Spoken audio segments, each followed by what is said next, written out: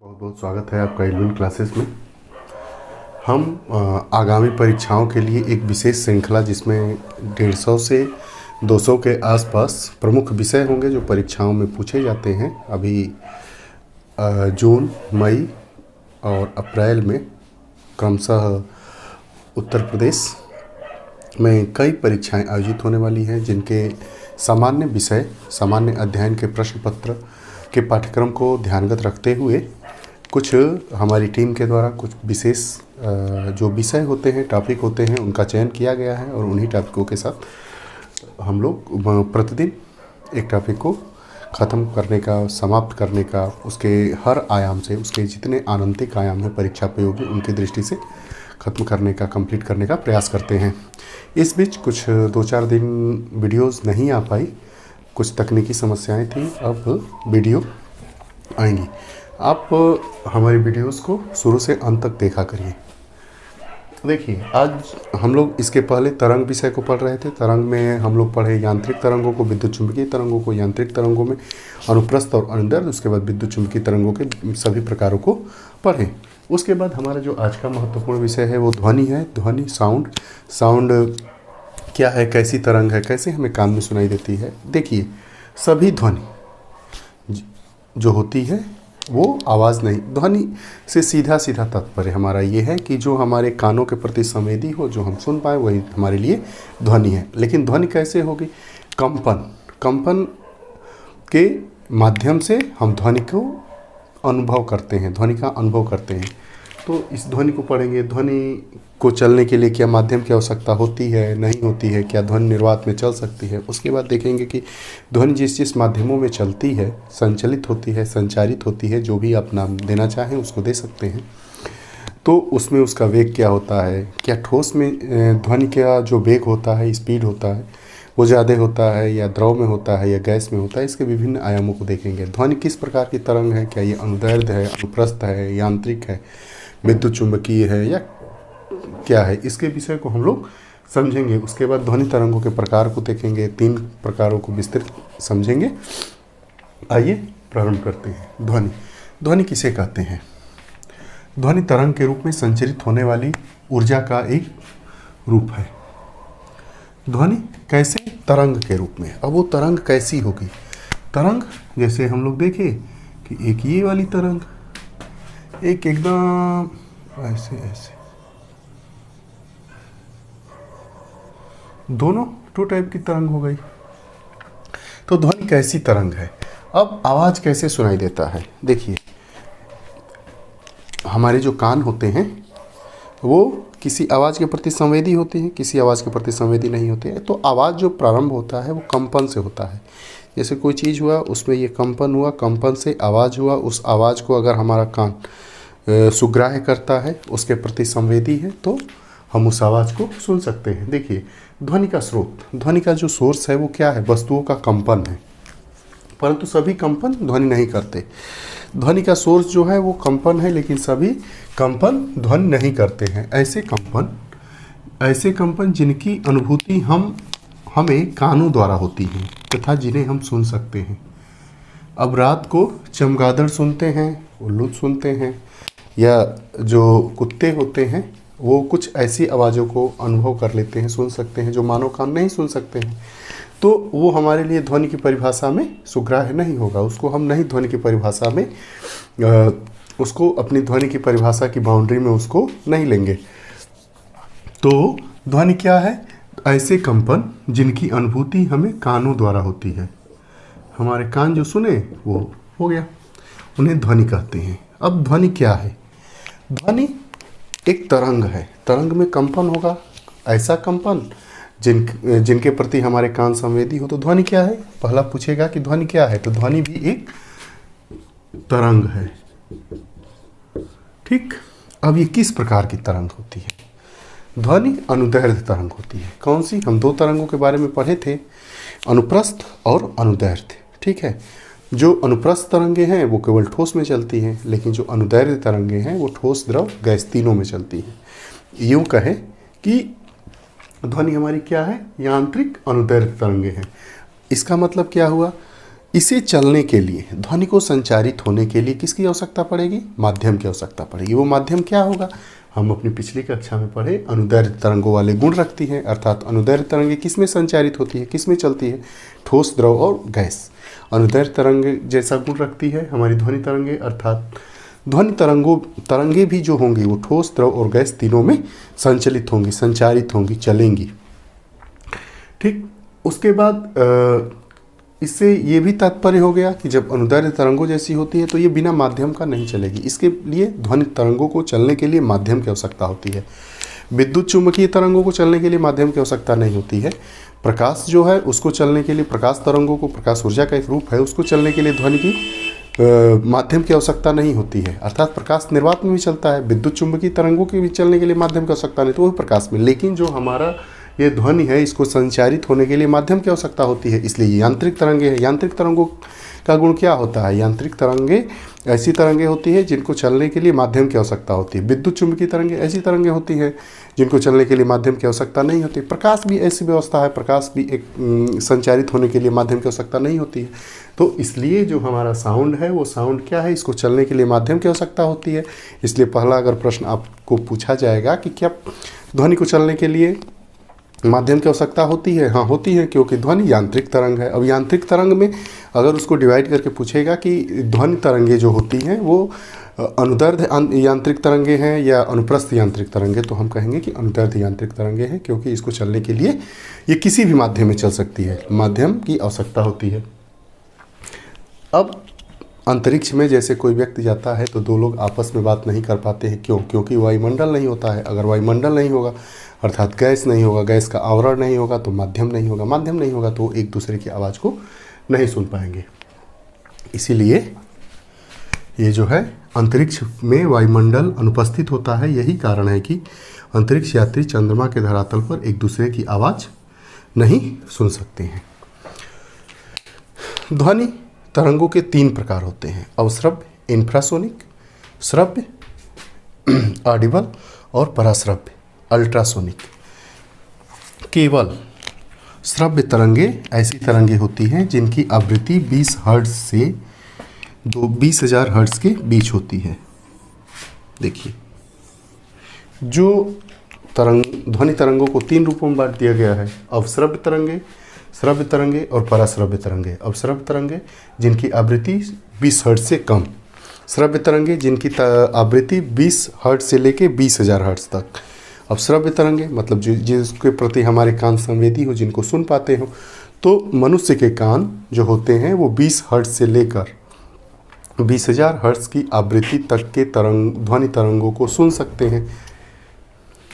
उसके बाद तीसरा पराश्रव्य तरंगे। इनका जो वेव होता है वो आवृत्ति होती है वो 20,000 हर्ट्ज से ज़्यादा होती है। तरंगों के 3 रूप, ध्वनि तरंगों के 3 रूप: अवश्रव्य तरंगे, श्रव्य तरंगे, पराश्रव्य तरंगे।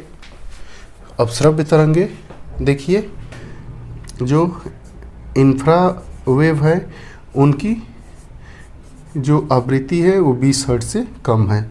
उसके बाद जो हमारी ऑडिबल वेव है उसकी आवृत्ति 20 हर्ट्ज से 20,000 हर्ट्ज। उसके बाद जो हमारी अल्ट्रा वेव है उसकी आवृत्ति 20,000 से ज़्यादा। जो हमारे कान होते हैं वो 20,000 हर्ट्ज से 20,000 हर्ट्ज की आवृत्ति के बीच में सुन सकते हैं। अब अवश्रव्य तरंगे क्या होती है? इसको मानव नहीं सुन सकता है। इसका सोर्स क्या होता है? भूस्खलन, उल्कापिंड, ज्वालामुखी विस्फोट के समय इस प्रकार की तरंगे हमें दिखाई देती है, मिलती है। उसके बाद पराश्रव्य तरंगे। पराश्रव्य तरंगे जिनकी आवृत्ति 20,000 हर्ट्ज से ज़्यादा होती है, मानव नहीं सुन सकता है। कुछ जानवर जैसे कुत्ता हो गया, चमगादड़ हो गया, बिल्ली हो गया, ये लोग सुनते हैं। स्रोत क्या है? अच्छा, अब ये पराश्रव्य तरंगे हैं, इनका सोर्स क्या है? गाल्टन की सीटी। इसी के द्वारा कुत्तों को प्रशिक्षण दिया जाता है। ये जो एक प्रश्न आता है गाल्टन की सीटी कि इसको हम कहेंगे साइलेंट व्हिसिल। इसका एक दूसरा नाम है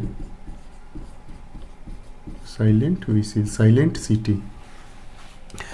ठीक है, तो जो साइलेंट व्हिसिल होती है या गाल्टन की सीटी, इसी के द्वारा कुत्तों को प्रशिक्षण दिया। ये बार बार पूछा गया है। ये देखिए, अब जो हमारी पराश्रव्य तरंगे हैं इनका प्रयोग प्रमुख उपकरणों सोनार प्रणाली, समुद्र की गहराई मापने के लिए, अल्ट्रासाउंड मशीन, सोनोग्राफी आदि में इसका प्रयोग होता है। अब बात करेंगे ध्वनि की चाल। जो हमारी ध्वनि की चाल होती है वो एक माध्यम से दूसरे माध्यम में जब ध्वनि की चाल जाती है तो उसमें परिवर्तन होता है। ठीक है, परिवर्तन किसके कारण होता है? देखिए, जो तरंग दैर्ध्य है उसके कारण क्या हो जाता है? परिवर्तन होता है। तो ध्वनि की चाल में परिवर्तन, ध्वनि की चाल में जो परिवर्तन होता है कम, ज़्यादा या बराबर, वो किसके कारण होता है? प्रत्यास्थता, जो उसका लचीलापन है उसके कारण, और डेंसिटी उसके घनत्व पे, ठीक, और तरंग दैर्ध्य पे। ठीक, प्रश्न ये पूछता है कि जो ध्वनि की चाल होती है, ध्वनि की चाल, ठीक है, क्या ध्वनि की आवृत्ति पर निर्भर करती है? नहीं, ध्वनि की चाल आवृत्ति पर निर्भर नहीं करती है। अर्थात अगर मान लीजिए कि ठोस से द्रव में स्पीड गई, ठीक है, तो ठोस में 20 किलोमीटर पर आवर है तो यहाँ 15 हो जाएगी। ठीक है, लेकिन इसमें क्या क्या चेंज हो जाएगा? आपका तरंग दैर्ध्य चेंज हो जाएगा, उसके बाद प्रत्यास्थता, इलास्टिसिटी, और उसके बाद डेंसिटी, तीनों चेंज होगा, लेकिन जो आवृत्ति होगी, आवृत्ति वो चेंज नहीं होगी। तो कहा जाता है कि जो ध्वनि की चाल होती है वो आवृत्ति पर निर्भर नहीं करती है। कई बार पूछा जाता है। तो ध्वनि की चाल मुख्यतः माध्यम की प्रत्यास्थता तथा घनत्व पर निर्भर करती है।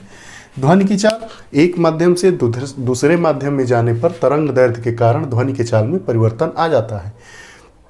अतः किसी माध्यम में ध्वनि की चाल उसकी आवृत्ति पर निर्भर नहीं करती है। ध्वनि की चाल मुख्यतः माध्यम की प्रत्यास्थता पर तथा घनत्व पर निर्भर करती है। अब प्रश्न ये पूछता है कि क्या ध्वनि की चाल, अभी इसको देखेंगे, किस माध्यम में ज़्यादा होती है? तो ठोस में, उसके बाद द्रव में, उसके बाद गैस में। अगर क्रम मिलाने को आ जाए ध्वनि की चाल का, तो सबसे ज़्यादा ठोस, उसके बाद द्रव, उसके बाद गैस। आप जानते हैं स्पीड चाल मीटर पर सेकेंड में मापा जाता है। अब देखिए 25 डिग्री सेल्सियस पर सेंटीग्रेड पर ध्वनि की चाल, ये ठोस में, द्रव में, गैस में जो महत्वपूर्ण पूछा जाता है।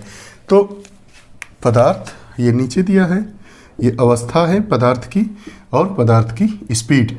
तो ठोस एल्युमिनियम की जो स्पीड होती है ध्वनि, एल्युमिनियम में ध्वनि की चाल सबसे ज़्यादा होती है। कितना होती है? 6400 मीटर पर सेकेंड।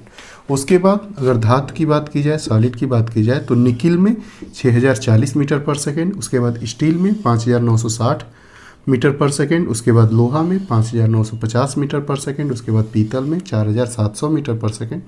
उसके बाद कांच में 3980 मीटर पर सेकेंड। उसके बाद हमारा दूसरा जो नंबर आता है वो द्रव का आता है। द्रव में दो तरीके के द्रव, एक समुद्री जल और एक आसुत जल। तो जो समुद्री जल है उसमें ध्वनि की चाल 1531 मीटर पर सेकेंड होती है। आसुत जल मतलब शुद्ध जल, इसमें जो ध्वनि की चाल होती है 1498 मीटर पर सेकेंड। इथेनॉल और मिथेनॉल, इथेनॉल में 1207 मीटर पर सेकेंड और मिथेनॉल में 1103 मीटर पर सेकेंड।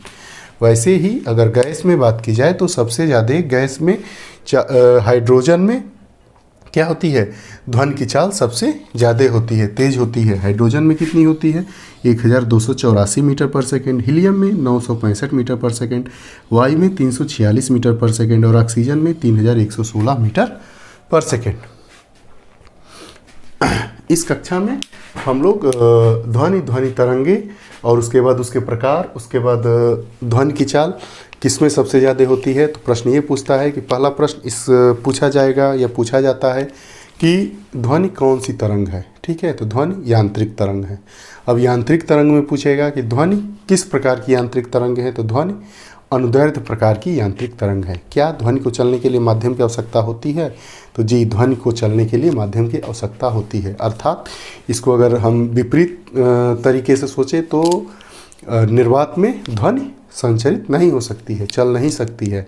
ठीक, 3 प्रश्न। उसके बाद पूछा जाएगा कि ध्वनि जो तरंगे होती हैं वो उनका कितना प्रकार होता है, तो 3 होता है। अवश्रव्य, उसके बाद श्रव्य, उसके बाद पराश्रव्य। अवश्रव्य तरंगे जिसकी आवृत्ति 20 हर्ट्ज से कम होती है, उसके सोर्स क्या है, भूस्खलन, ज्वालामुखी विस्फोट। उसके बाद श्रव्य तरंगे क्या होती है, जिसकी आवृत्ति 20 हर्ट्ज से 20,000 हर्ट्ज के बीच होती है, उसे श्रव्य तरंगे कहते हैं। इसको मानव कान सुन सकते हैं, हमारे कान इसको सुनने के लिए सुघराए हैं। उसके बाद पराश्रव्य तरंगे क्या होती है, जिसकी आवृत्ति 20,000 हर्ट्ज से ज़्यादा होती है।